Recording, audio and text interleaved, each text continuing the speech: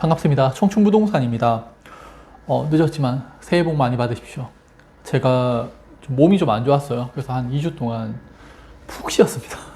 오늘 내용은 트럼프의 관세 폭탄으로 시작을 하는데, 이게 우리나라는 엄청난 위기라고 보시면 되세요. 오늘 주가도 폭락을 하고 있고 지금 코인도 지금 다 떨어지고 있는데, 일단 전 주식으로 봤을 때 한 30% 정도 다시 현금화를 했습니다. 자, 미국의 관세는 보복 관세로 연결이 되고요. 이는 금리 인상으로 이어집니다. 그러니까 부채가 많은 국가들, 중국이나 우리나라 같은 경우에 상당히 위험하죠. 체력이 약한 국가들 중심으로 앞으로 외환위기라든지 아니면 부도 사태 같은 게 저는 연쇄적으로 나타날 거라고 보고 있어요. 오늘 그 내용 이야기 드리겠습니다. 트럼프가 관세에 대해서 서명을 했고 4일부터 개시를 한다고 합니다. 저는 두 가지가 이번에 좀 인상이 깊었어요. 첫 번째가 캐나다, 멕시코, 중국에 대한 관세를 25% 그리고 추가적으로 10% 더 인상을 하게 되죠.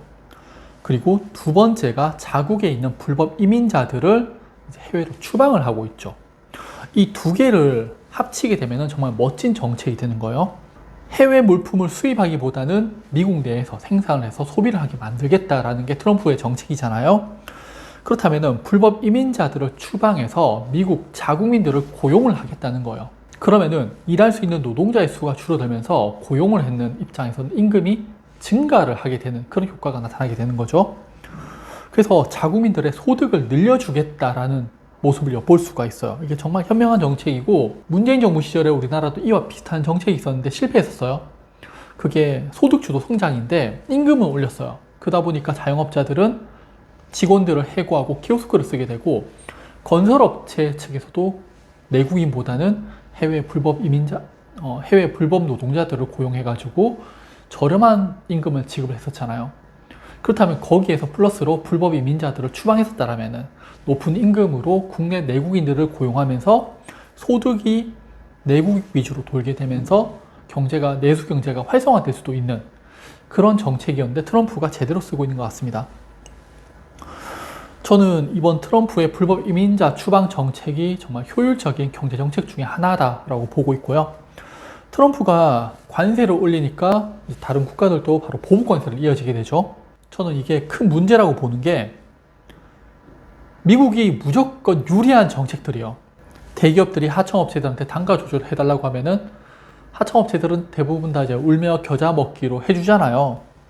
지난 40년간 소비 중심적이었던 미국이 이제는 돈을 더 이상 지급하지 않고 그냥 미국 내에서 제품을 만들겠다고 하는 거예요. 다른 국가들은 이제 제품 판매도 어려워지는 거고, 가격도 상승하게 되면서 인플레이션이 발생하게 되면은 누가 손해를 보냐? 제품을 생산하는 기업들이 문제가 발생하는 겁니다. 그리고 미국은 무역 적자국인데 여기에 관세를 25% 매기잖아요. 그만큼 세수가 더 증가를 하는 거죠. 그래서 미국 입장에서는 정부 부채도 줄여갈 수 있는 그런 정말 좋은 정책인 것 같아요. 전 세계적으로 보면은 우리나라를 붕괴시킬 수 있는 위험한 정책이지만은 미국 내로 봤을 때는 정말 훌륭한 정책인 것 같습니다. 여기에 파월이 이제 미국 경제는 강하다고 하면서 추가 금리 인하를 서두를 필요가 없다고 하죠.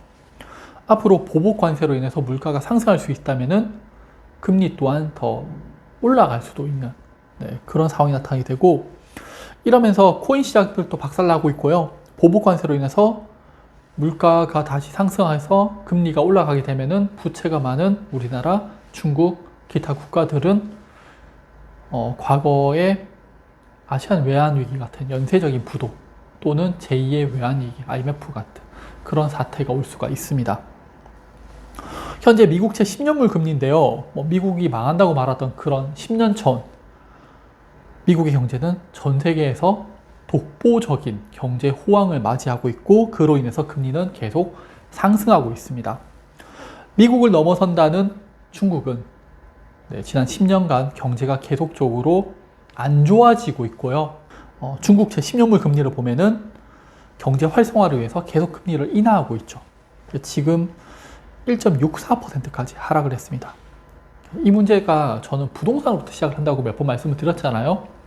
2008년 서브프라임 사태 때 미국은 부동산발 나쁜 부채들을 해결했고요. 2010년도였죠. 유럽이 이때. 그때 유럽에서도 부동산발 부채를 정리하기 시작했지만은 정리하지 않은 대표적인 국가, 우리나라하고 중국이라고 말씀드렸죠. 그래서 부동산 버블을 계속적으로 안고 가고 있기 때문에 금리 인상이 상당히 취약해질 수밖에 없는 그런 사태입니다.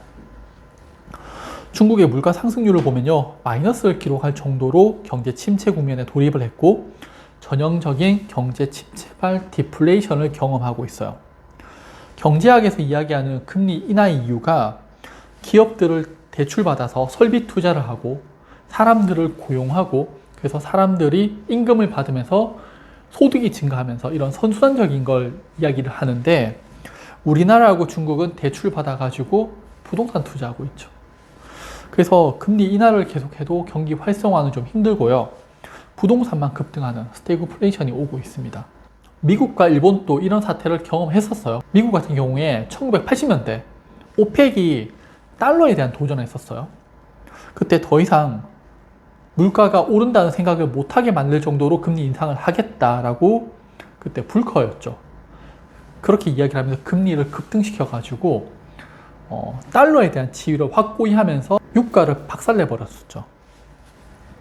일본도 부동산하고 너무 급등하니까 금리를 급등시키면서 잃어버린 30년이 왔었지만은 그래도 지금 현재 선진국을 유지하고 있잖아요. 우리나라하고 중국은 부동산 버블을 계속 키워왔고요. 금리 인상을 못하고 있는데 미국의 관세 정책으로 인해서 물가가 다시 상승해서 전 세계가 금리 인상으로 돌아서기 시작을 하면은 정말 큰 타격을 입을 수가 있습니다. 자, 중국에 대해서 이야기 좀 드리자면은 GDP 대비 가계부채 비율을 보면은 중국과 우리나라가 가파르게 상승하고 있는 것을 볼 수가 있죠. 그런데 미국은 감소하고 있습니다. 결국 가계는 돈을 벌어서 많은 금액을 소비를 하기보다는 대출금을 갚는 데 사용을 하다 보니까 소비가 둔화될 수밖에 없는 거예요. 특히 중국의 가장 큰 문제는 지방정부 부채인데 여기서 LGFAB라는 게 있어요. 페이퍼 컴퍼니라고 이해하시면 편하세요. 중국의 지방정부의 부채가 너무 커지니까 지방정부가 페이퍼 컴퍼니를 설립해요. 그래서 돈을 여기로 대출을 받습니다. 사업이 성공하면 돈을 갚는 거고 실패하면은 이 페이퍼 컴퍼니를 파산시켜버려요. 그러면은 돈을 빌려주는 기관들이 손해를 다 떠안는 거죠. 이게 지금 심각하다는 겁니다. 중국의 그림자 금융에 대해서도 한번 좀 들어보셨을 건데 한 15년 사이에 급격하게 증가를 합니다.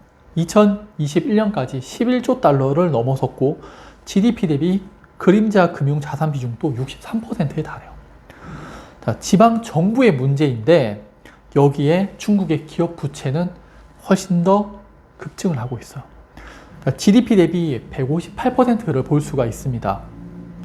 중국은 지방 정부의 문제, 기업 부채의 문제, 그림자 금융의 문제로 금리 인상이 어려워요. 또 미국과의 무역 전쟁과 관세 정책으로 인해서 기업들의 실적은 더더욱 안 좋아지게 될 거고요. 금리가 인상되는 시점이 오게 되면은 무너질 수밖에 없는 거죠. 이거는 우리나라도 마찬가지입니다.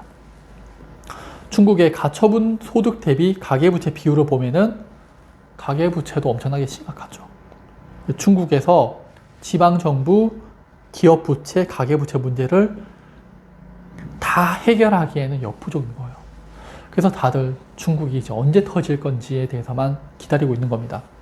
그렇다고 과거처럼 전 세계가 또 중국에 막 몰려가서 공장을 짓고 고용을 하고 투자를 하는 그런 시대는 아니거든요. 지금 중국에 있는 기업들도 다 빠져나오고 있어요.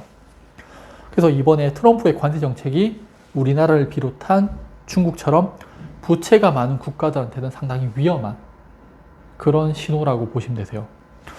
그래서 체력이 약한 국가들부터 연쇄적인 부도가 나올 거고 심각하면은 1990년대 발생했던 아시아 외환위기처럼 연쇄적인 부도로 인해서 우리나라도 심각한 타격을 입을 수밖에 없을 겁니다.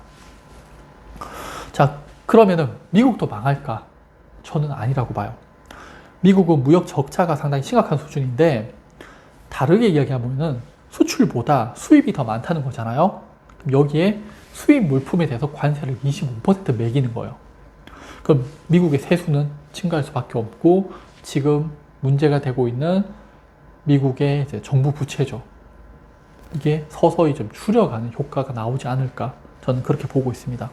보복 관세로 인해서 물가가 급등하게 되고 금리가 인상하게 되면은 부동산 부채를 정리하지 못한 우리나라를 비롯한 중국과 같은 국가들이 큰 위험에 빠질 거라고 보고 있습니다. 뭐 킹달러라고 이야기를 하는데 앞으로도 달러의 위용은 더 대단해질 것으로 보고 있고요. 네, 그럼 오늘 영상도 봐주셔서 감사합니다.